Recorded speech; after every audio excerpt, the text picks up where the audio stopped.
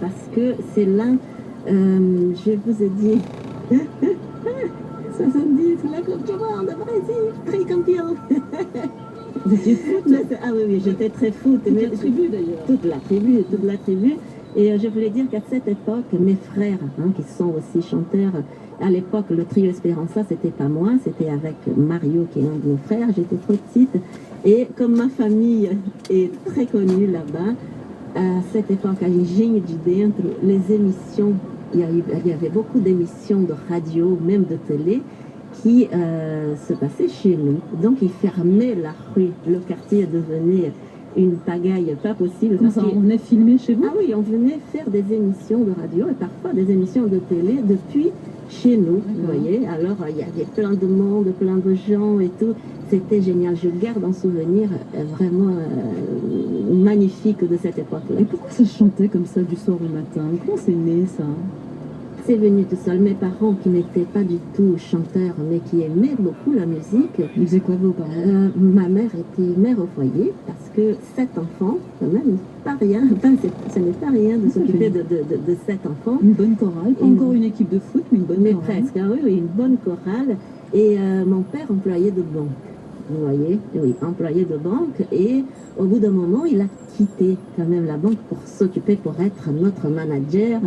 Et comme, oui, et comme nous étions, enfin, ils étaient à l'époque mineurs, il fallait toujours un parent pour accompagner les enfants au théâtre. Mes frères, ils ont fait l'inauguration de Brasilia. Vous vous rendez compte, la capitale du Brésil, ils sont allés faire le concert d'inauguration en 64 de Brasilia, donc c'était vraiment génial. Et vous étiez les Jackson 5 du Brésil. Voilà, un petit peu, c'est comme ça qu'on nous appelle, avec les bagarres en moins.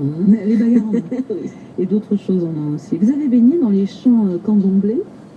Oui, enfin, nous avons, j'ai pas vraiment baigné dans le champ de candomblé, mais quand j'habitais justement à Engenho de Dentro, dans ce quartier nord, au bout de la rue, il y avait ce lieu de culte, ce lieu de candomblé. Alors, à chaque fois quand je rentrais chez moi, ou même quand je me promenais, j'entendais ce chant de candomblé.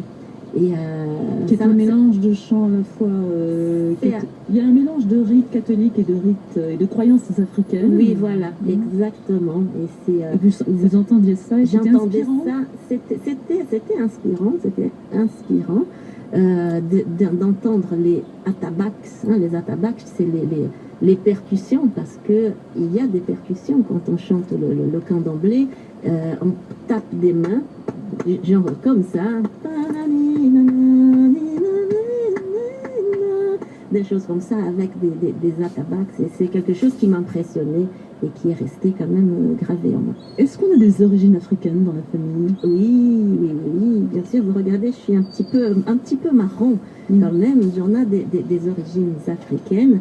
Je ne sais pas vous dire d'où. Je pense que c'est d'Angola, parce qu'il y a eu beaucoup d'esclaves d'Angola qui sont arrivés à Bahia, dans l'état de Bahia. C'est là où ils sont arrivés, et ensuite descendus quand même à Rio et dans le sud du Brésil.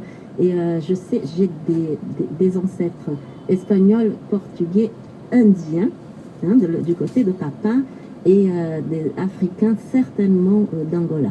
D'accord. D'où ce métissage qui se dit bien comme ça, sur vos cheveux, dans votre regard, et dans le regard de l'administration française parfois. Comment vous définiriez votre lien au pays aujourd'hui, même si vous êtes loin, même si vous êtes peut-être paxé à la France et à un Français? Et à un Français, plus que paxé, oui. Marié à un Français. Et mon lien avec mon pays, il reste toujours intact. Moi, je reviens très souvent, comme j'ai dit tout à l'heure, 2-3 fois par an. Je vais au Brésil. Donc c'est la famille, c'est la musique aussi, évidemment. C'est la famille, c'est la musique. Nourrir. C'est mon enfance, c'est le Brésil, c'est quand même, c'est mon héritage, c'est ce qu'ont laissé mes parents. Je vous ai dit, je suis, mariée en français, je porte toujours mon nom quand même de jeune fille accolé à mon nom de marier. Je trouve que c'est important, c'est là où j'ai passé mon enfance, ma jeunesse, et je trouve important quand même de garder ce côté-là de mes racines, de mon identité. Donc, vous voyez, et je voulais dire quand même que j'adore la France, que venir ici, c'était un choix, uniquement un choix. Je n'avais aucune obligation, aucun besoin, rien. Je suis venue vivre ici, échanger mon ciel bleu par la grisaille parisienne, et j'ai